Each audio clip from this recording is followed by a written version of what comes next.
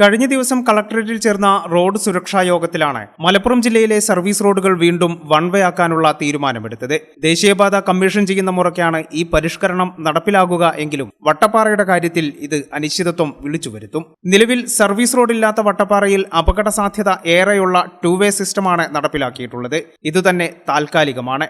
വളാഞ്ചേരി ഭാഗത്തു നിന്ന് വരുമ്പോൾ വട്ടപ്പാറ മുതൽ കഞ്ഞിപ്പുര വരെയുള്ള റോഡാണ് ടു വേ ആക്കി പുത്തനത്താണി ഭാഗത്തു നിന്നുള്ള വാഹനങ്ങൾക്കും കടന്നുപോകാൻ സൗകര്യമൊരുക്കിയത്.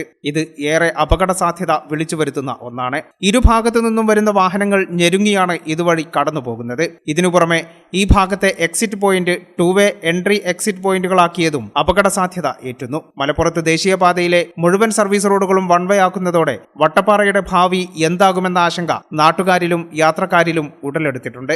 മലപ്പുറം ജില്ലയിലൂടെ കടന്നുപോകുന്ന ദേശീയപാത 66ന്റെ സർവീസ് റോഡുകൾ വൺ വേ ആക്കാനാണ് ഇന്നലത്തെ യോഗം തീരുമാനിച്ചത്. സർവീസ് റോഡ് തടസ്സപ്പെടുത്തുന്ന ഓട്ടോ സ്റ്റാൻഡുകൾ, വാഹന പാർക്കിംഗ് എന്നിവ ഒഴിവാക്കാനും അനധികൃത കയ്യേറ്റങ്ങൾ നീക്കം ചെയ്യാനും യോഗത്തിൽ തീരുമാനിച്ചിട്ടുണ്ട്. KSRTC ഉൾപ്പെടെയുള്ള ദീർഘദൂര ബസ്സുകൾ മാത്രമേ ഹൈവേ വഴി സർവീസ് നടത്താൻ പാടുള്ളൂവെന്നും സ്റ്റേജ് കാരേജ് ബസ്സുകൾ സർവീസ് റോഡുള്ള ഭാഗങ്ങളിൽ അതുവഴി മാത്രമേ പോകാവൂ എന്നും നിർദ്ദേശിച്ചിട്ടുണ്ട്. ഈ ചാനൽ ന്യൂസ് വളാഞ്ചേരി.